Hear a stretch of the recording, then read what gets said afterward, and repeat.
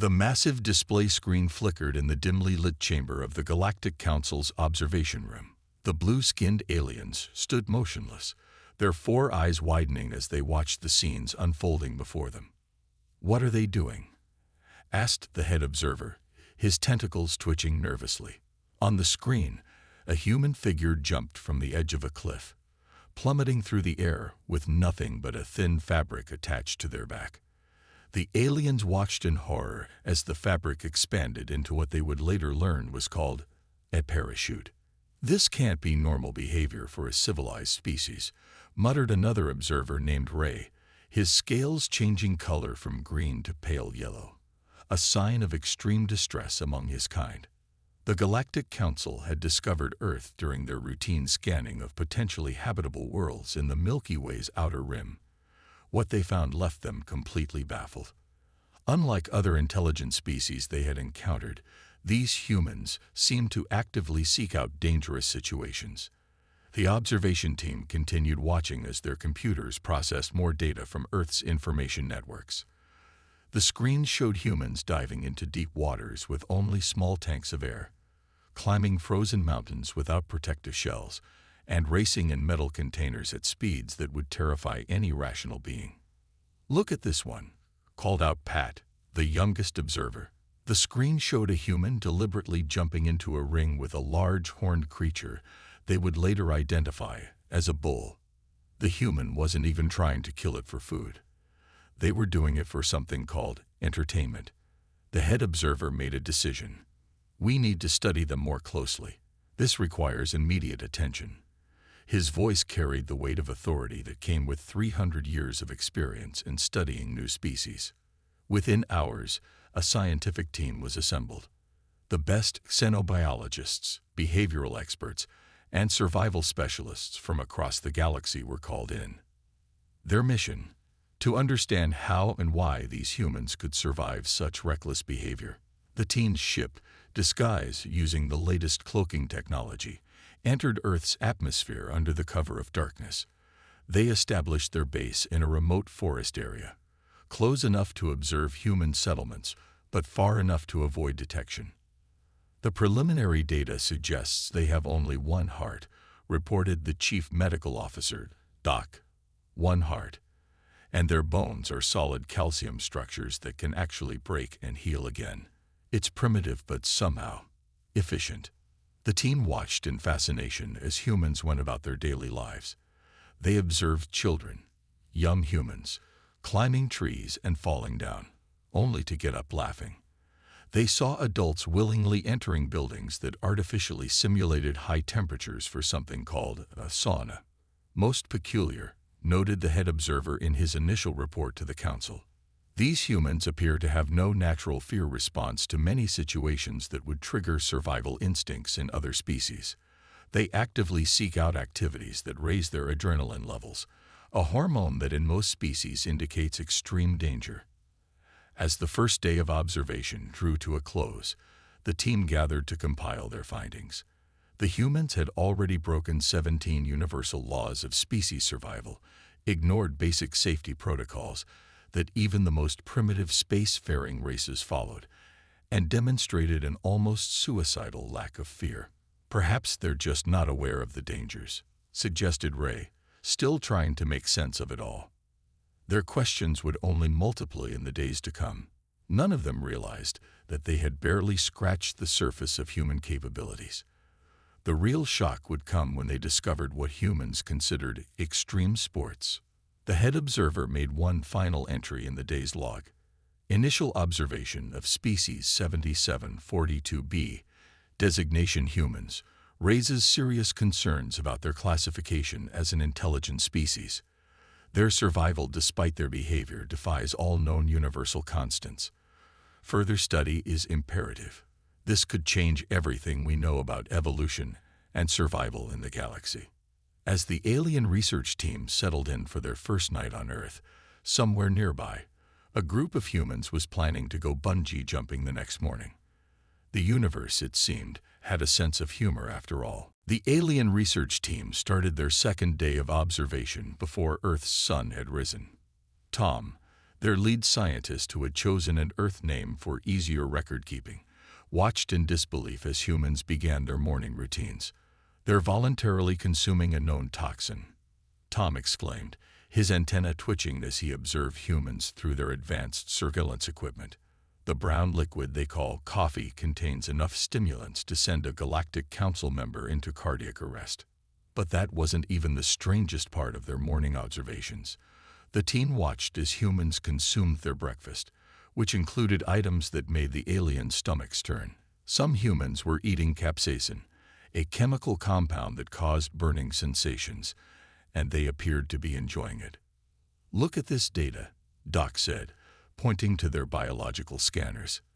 "They're not just tolerating these toxins, their bodies have adapted to crave them. Some humans actually show withdrawal symptoms without their morning coffee."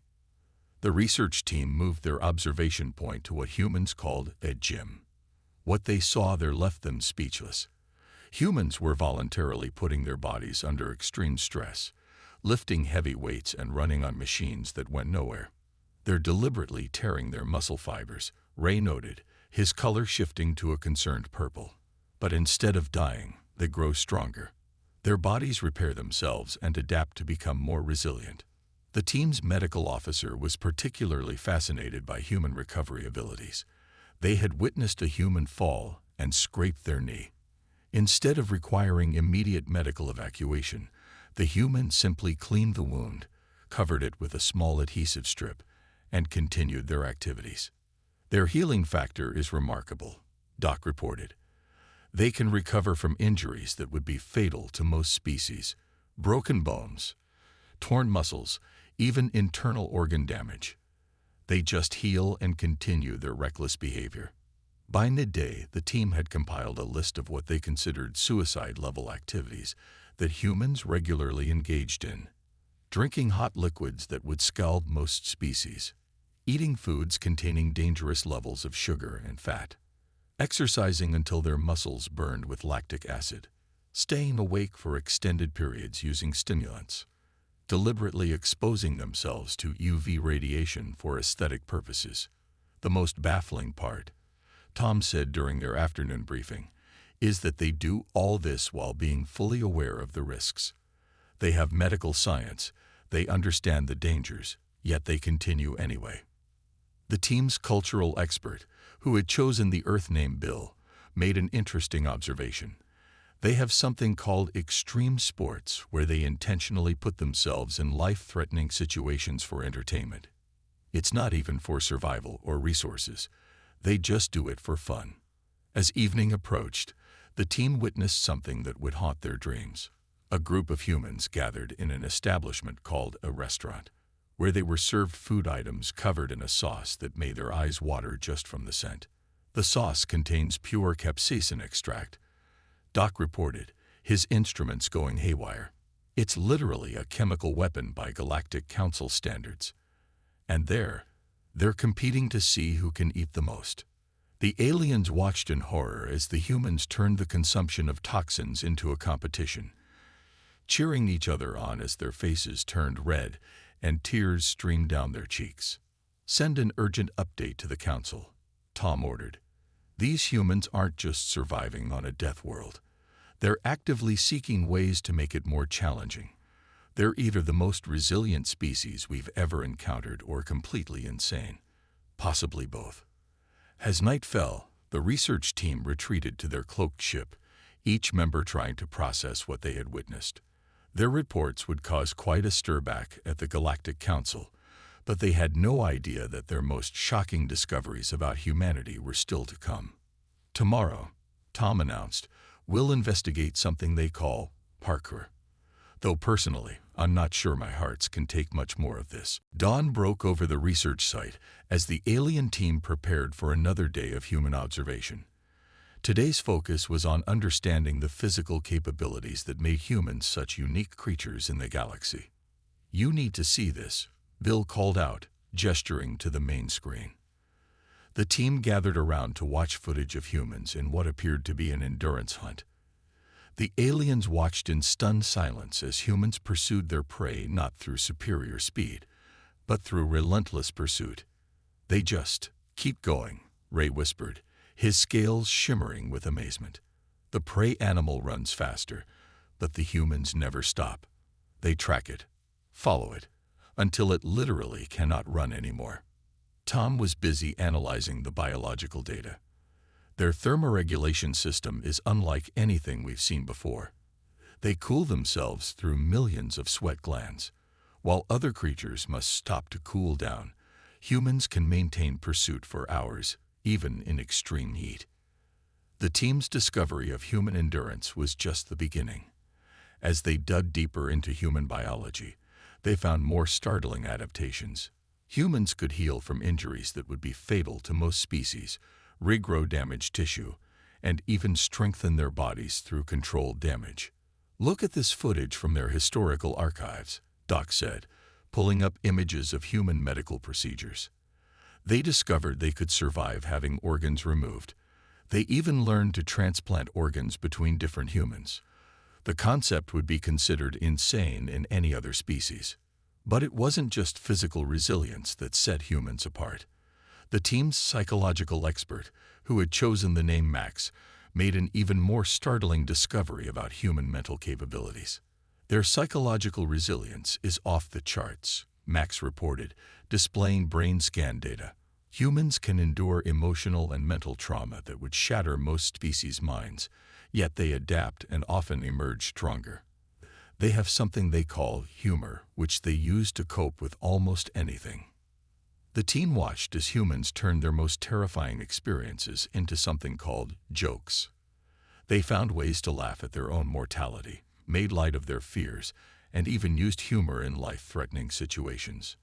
"Most fascinating is their ability to form bonds through shared hardship," Max continued. "Instead of avoiding dangerous situations, they often seek them out together, strengthening their social connections through what they call shared experiences." As the day progressed, the team documented more remarkable human traits. Their ability to adapt to almost any environment on their planet. Their capacity to learn from mistakes without being traumatized by them. Their strange habit of attempting impossible things simply because they can. "There's something else," Tom added, reviewing their latest data. "Humans don't just survive these challenges. They seem to thrive on them. The more difficult their circumstances, the more innovative they become." The team watched as humans turned their predatory nature into art forms. What started as hunting became dance. Fighting evolved into sports. Their drive to explore transformed into science and space travel. "They're not just surviving anymore," Bill observed. "They've taken their basic survival traits and turned them into cultural achievements. It's as if they got bored with just staying alive and decided to make it interesting." Ray, who had been quiet for most of the day, suddenly spoke up. "Should we be worried? A species with this kind of resilience that actively seeks out challenges and grows stronger from them." Tom considered this for a moment. "They don't seem aggressive unless threatened. But their potential, it's unlike anything we've seen before. They're capable of adapting to almost any situation we could imagine." As the day drew to a close, the research team prepared their report for the Galactic Council. How could they explain a species that not only survived on a death world, but turned survival itself into an art form? "Add this to the final notes," Tom said. "Humans appear to operate on a completely different paradigm than any known species.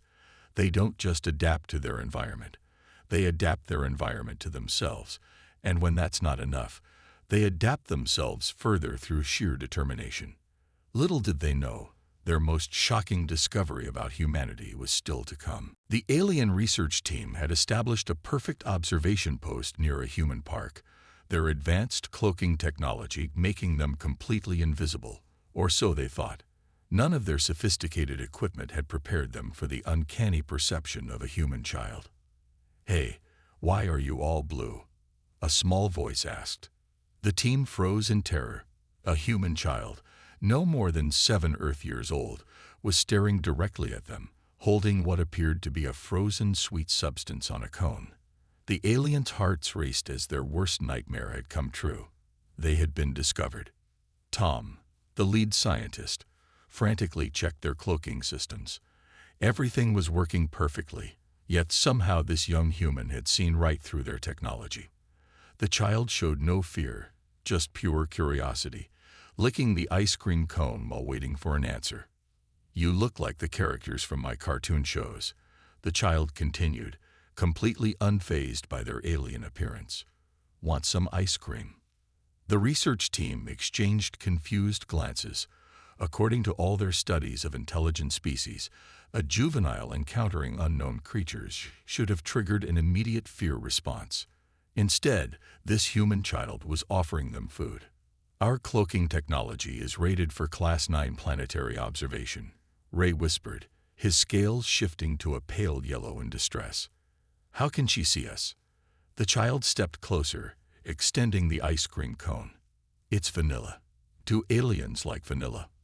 Doc quickly scanned the offered substance. It's a frozen mixture of dairy products, sugar, and artificial flavoring. The temperature alone should make it unpalatable to most species. "I have more at home," the child said cheerfully.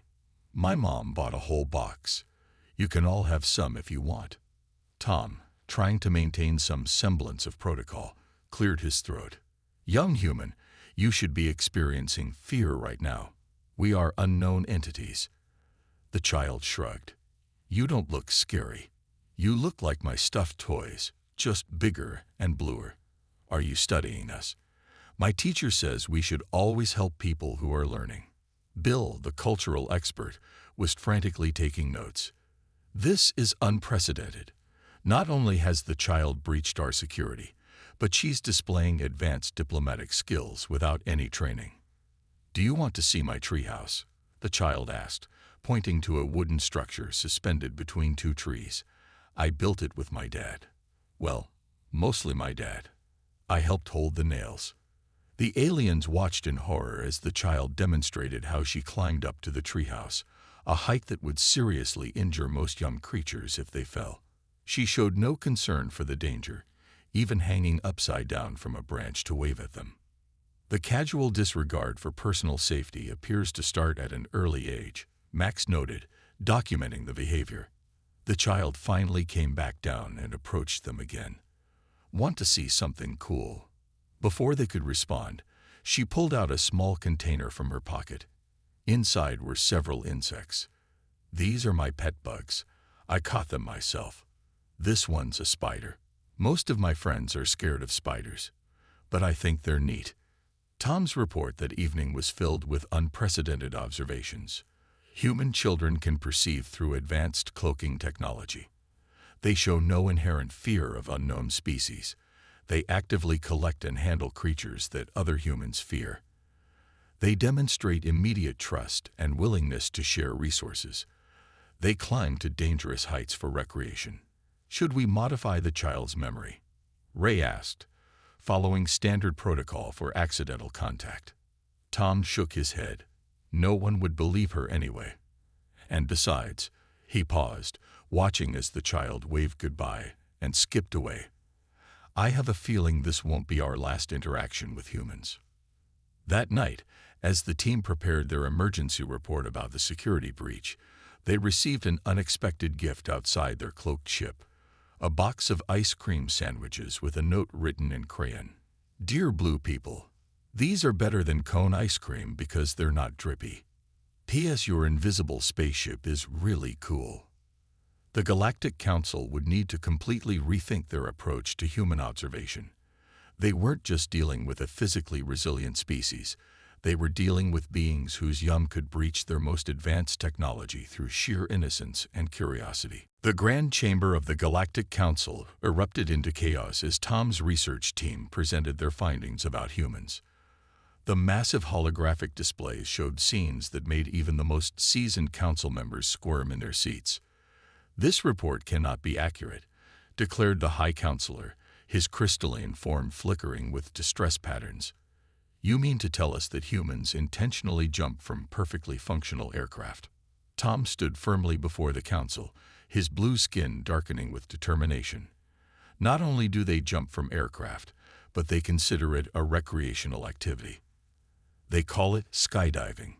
Some even do it without proper safety equipment, which they call base jumping. The chamber filled with horrified whispers as footage plays showing humans participating in various extreme activities. Scenes of people surfing massive waves, climbing sheer cliff faces without safety equipment, and willingly entering fighting competitions flashed across the screens. But that's not even the most alarming part, Doc added, stepping forward. Their bodies are capable of adapting to almost any environment.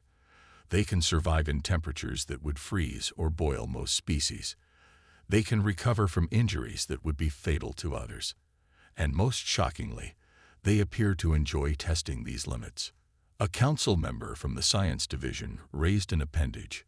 What about the incident with the human child? How did it penetrate our most advanced cloaking technology?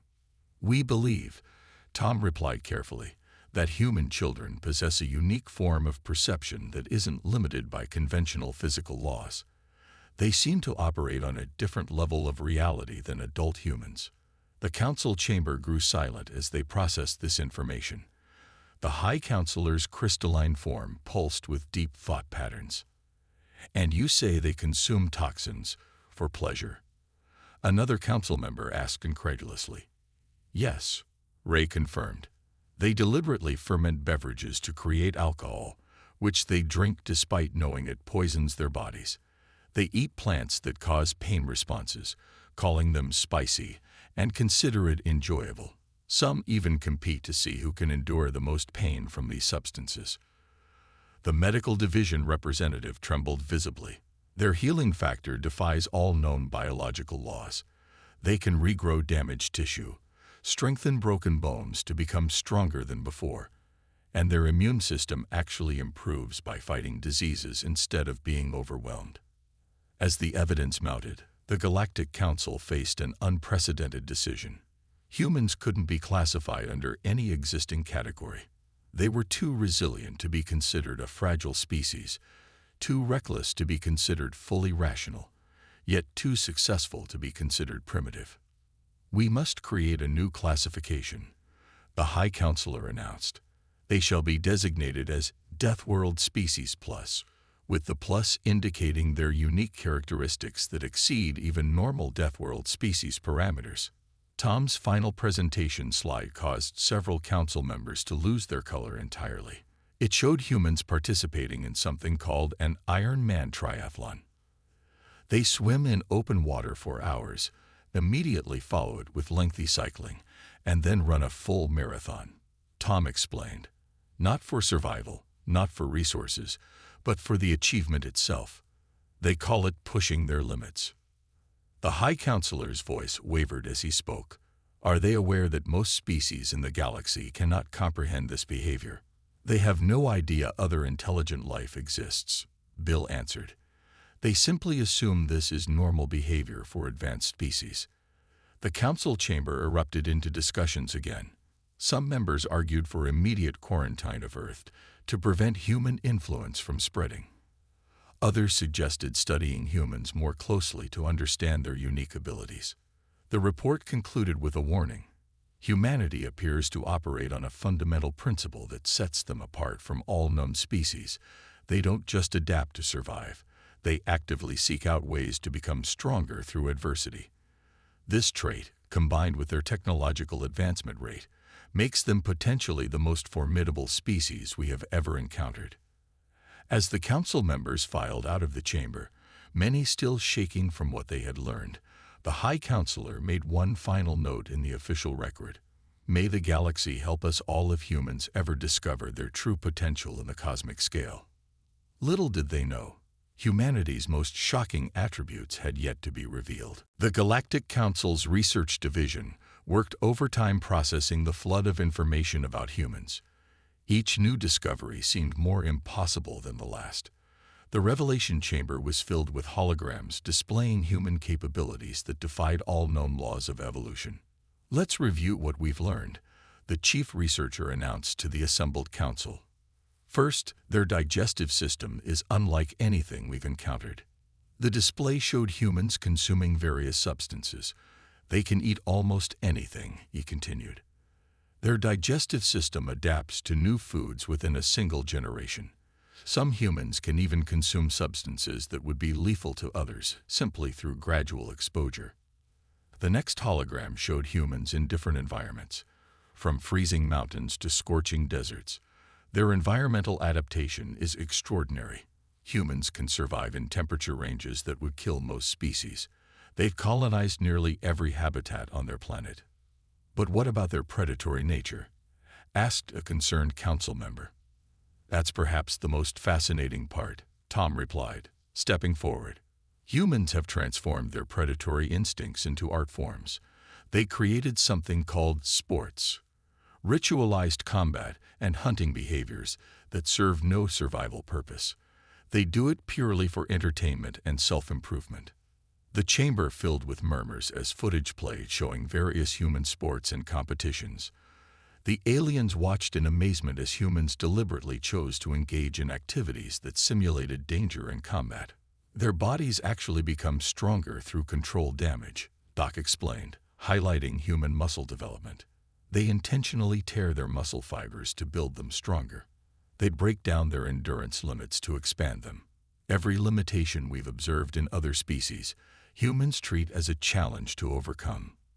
The chief researcher activated another hologram, this one showing human medical procedures. They've even turned their understanding of mortality into a science. They can restart stopped hearts, replace failed organs, and repair severe brain trauma. Some humans have survived injuries that our medical science considered unsurvivable. But surely they have limitations, another council member asked hopefully. That's just it, Tom responded. When humans encounter limitations, they don't accept them.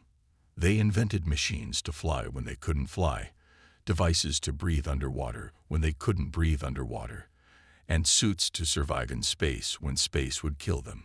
They refused to accept their biological limitations. The council watched in stunned silence as more evidence was presented. Humans could learn to thrive in oxygen levels that would suffocate others. They could train their bodies to withstand forces that would crush most species. Their problem-solving abilities actually improved under stress. They formed stronger social bonds through shared dangerous experiences. There's more, Bill added. Their young are born nearly helpless, yet they become one of the most adaptable creatures we've ever studied. Their learning capacity is virtually unlimited. They can master skills that their bodies weren't designed for, simply through practice and determination. The chief researcher's final hologram showed human space exploration efforts. They're already reaching for the stars, and they haven't even mastered their own planet yet. They're not waiting to evolve naturally. They're forcing their evolution through sheer willpower and technology. A heavy silence fell over the chamber as the implications became clear. Humans weren't just another intelligent species. They were something entirely new. A species that treated the impossible as merely improbable, that saw barriers as challenges, and that consistently proved their limitations were largely self-imposed. We need to revise our understanding of species development, the chief researcher concluded. Humans don't just adapt to their environment. They adapt their environment to themselves. And when that's not enough, they adapt themselves further through artificial means. The council members looked at each other nervously. They had discovered a species that couldn't be contained by normal parameters, couldn't be predicted by standard models, and couldn't be limited by conventional barriers. One final note, Tom added. All of these observations were made while humans still think they're alone in the universe. Imagine what they might achieve once they know they're not. The implications of that statement hung heavy in the air. The galaxy had never encountered a species quite like humanity before, and no one was quite sure what to do about it. As the session ended, one thing was clear.